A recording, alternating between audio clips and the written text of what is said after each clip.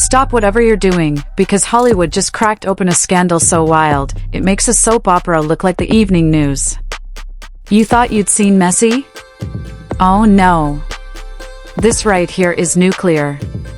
Picture this, Tracee Ellis Ross, the queen of red carpets and perfectly timed side-eye, just dropped a bomb so explosive it could wipe out every gossip blog in a 5-mile radius. Forget the rumors about secret marriages, forget the whispers about hidden fortunes. We're talking about a full-blown DNA report leak that ties her directly to the late Malcolm Jamal Warner, and not just as a friend, not just as a wife in the shadows, but as the mother of his secret child. Yeah, you heard me. A secret child.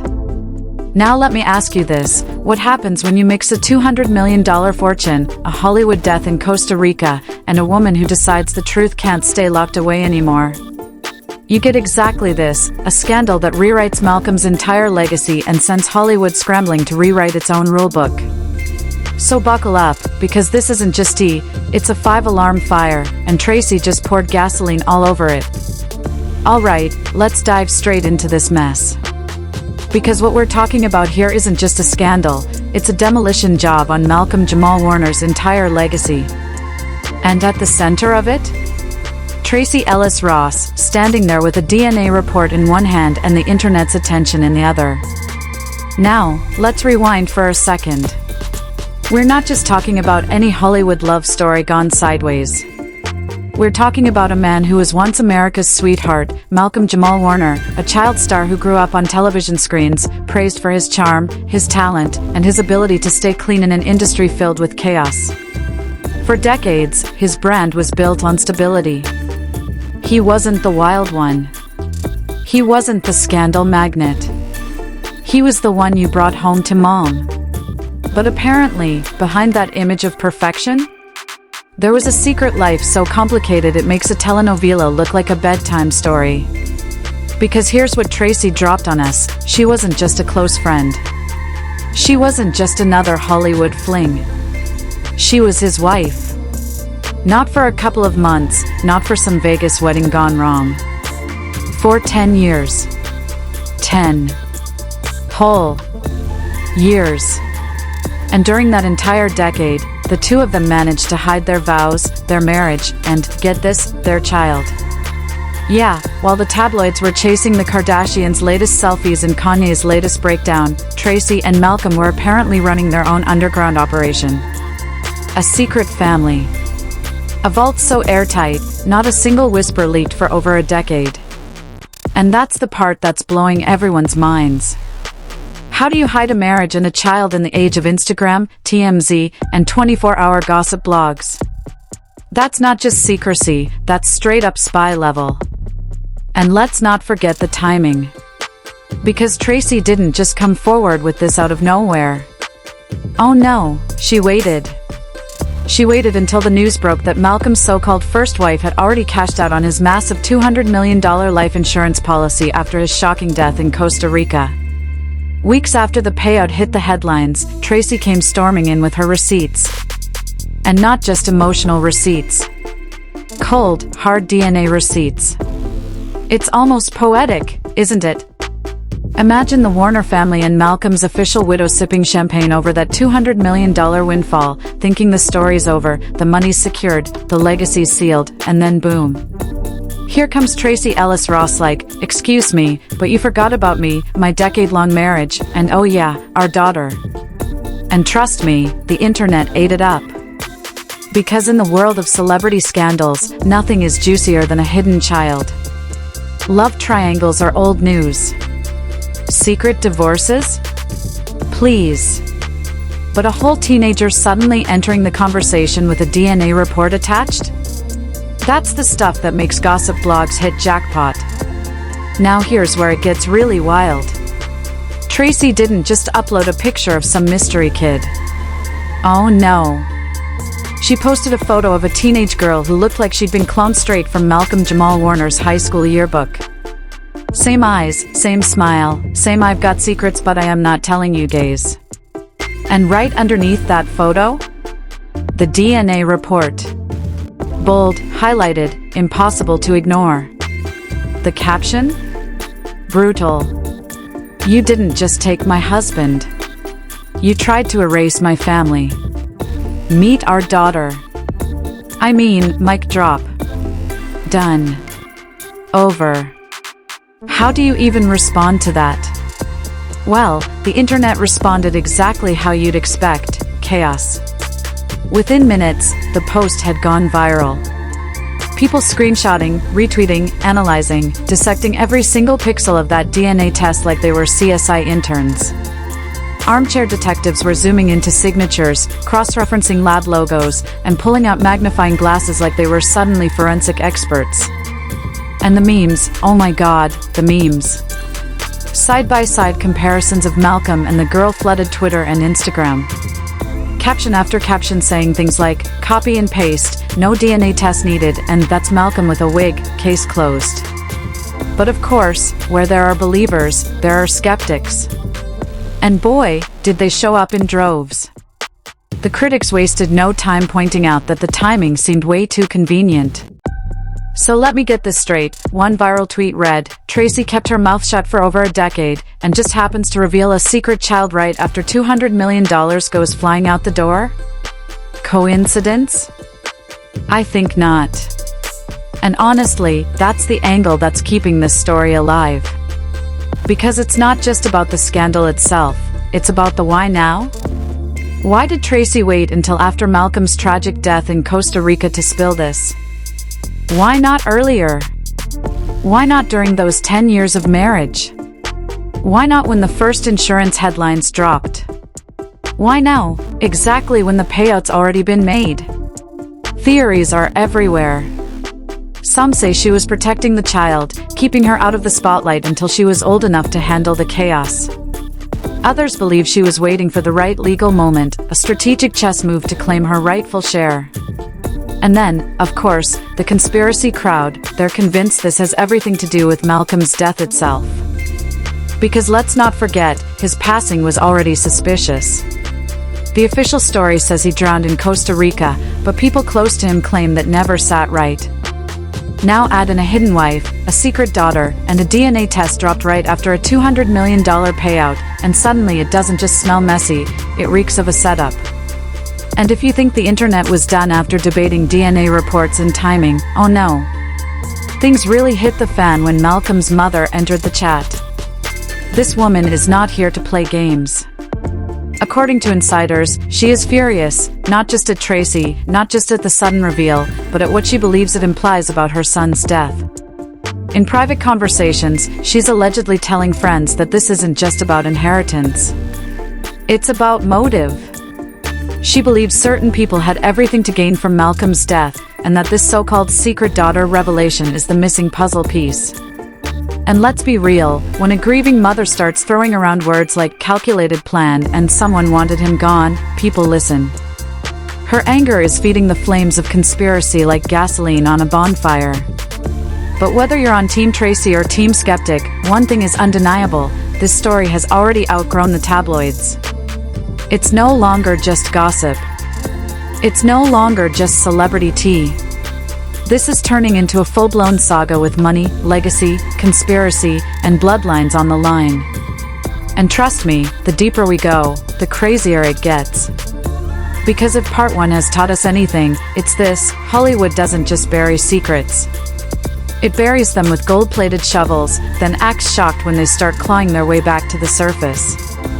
The courtroom atmosphere grew heavier with every passing minute, as if the very air carried the weight of secrets no one dared to voice. On one side sat Tracee Ellis Ross, her eyes sharp, her legal team lined up with stacks of documents, ready to unleash revelations that could tear reputations apart. On the other, Malcolm Jamal Warner's estate lawyers, stern and unflinching, guarding the legacy of a man who had been both celebrated and controversial. The whispers in the gallery grew louder when Tracee's attorneys dropped a bombshell. They accused Warner's estate of concealing millions in hidden investments, offshore accounts, and hush-money payoffs that dated back to the height of his television career. These weren't just ordinary disputes over property or royalties. This was about money allegedly funneled into the shadows to protect Warner from scandals the public never knew about. People leaned forward, stunned. Could it be that the wholesome image of Malcolm Jamal Warner, the man who once lit up America's living rooms, was built on secrets darker than anyone imagined? Tracee's lawyers painted the picture clearly. This isn't just about inheritance. This is about truth. And if that truth comes out, Hollywood will never look the same again. At that moment, an audible gasp came from the gallery. Tracee's team presented receipts, emails, and handwritten notes allegedly linking Warner to financial deals with questionable figures in the industry. Some names were redacted, but insiders whispered they belonged to powerful Hollywood producers and record executives who had everything to lose if those details surfaced. Meanwhile, Warner's estate fought back viciously. His widow, who the media was now calling the second wife, took the stand. She painted Tracee as opportunistic, claiming she was exploiting Warner's death to cash in. Her testimony was filled with emotion, her voice cracking as she recounted late nights, hospital visits, and the private moments only a wife could know. But just when sympathy began to lean in her favor, Tracee's lawyers struck again. They revealed that 2 marriage certificates existed, one with Tracee's name and another with the widow's, both allegedly valid in different jurisdictions. This wasn't just a love triangle, it was a legal nightmare. The judge looked visibly shaken. If both marriages were technically valid, then the $200 million fortune could be split, or worse, tied up in litigation for years, leaving Warner's legacy to rot in controversy. Social media exploded outside the courthouse. Hashtags like #WarnerWidows and #Tracee vs. Estate trended worldwide. Influencers, celebrities, and even old sitcom co-stars weighed in, some siding with Tracee, others defending Warner's widow. Fans felt betrayed, as if the image of Warner they cherished had been shattered into pieces too sharp to ever put back together. But the most shocking moment came when Tracee herself decided to speak. Rising from her seat, dressed in all black, she addressed the courtroom directly. "I am not here for greed. I am here because Malcolm promised me, and the world deserves to know the truth. For too long, people have hidden behind Hollywood's curtain. I will not." Her words hit like thunder. Even Warner's widow seemed rattled, fidgeting as murmurs filled the room. For the first time, the possibility of secret betrayals, hidden contracts, and even deeper scandals seemed undeniable. Then, almost theatrically, Tracee's attorneys hinted at another revelation, a potential third beneficiary. They didn't say the name out loud, but insiders claimed it could be tied to a child Warner allegedly fathered outside of both marriages. If proven true, the inheritance battle wouldn't just be between 2 widows, it could expand into a 3-way war with devastating consequences. By now, the courtroom was less like a trial and more like an unfolding Hollywood script, complete with betrayal, scandal, and revelations that left jaws on the floor. The judge, trying to maintain order, scheduled a private review of documents that Tracee's team claimed would prove Warner's financial manipulations. The tension was unbearable. What exactly was in those files?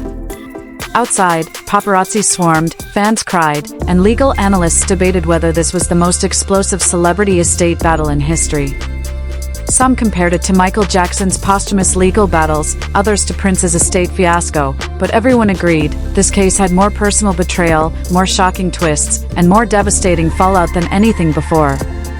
The war for Malcolm Jamal Warner's $200 million fortune was no longer just about money, it had become a fight over legacy, love, and the dark truths buried beneath Hollywood's glittering surface. And the scariest part? Everyone knew Part 3 would bring revelations far worse than anyone had dared to imagine.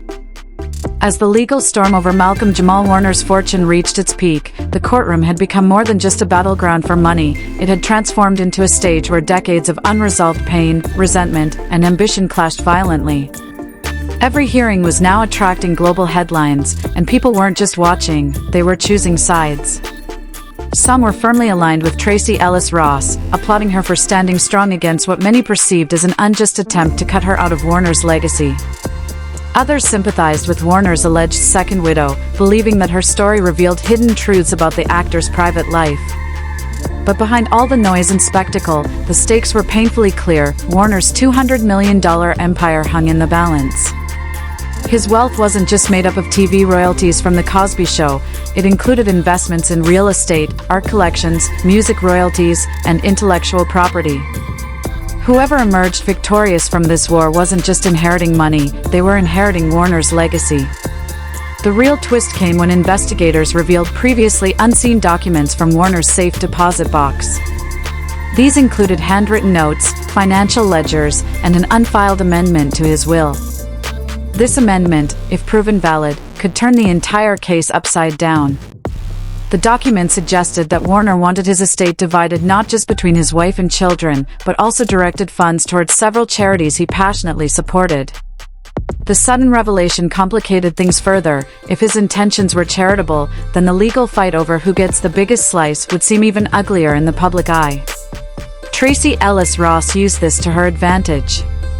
Her legal team argued that Warner's true desire was to ensure his legacy lived on through meaningful contributions, not endless courtroom drama.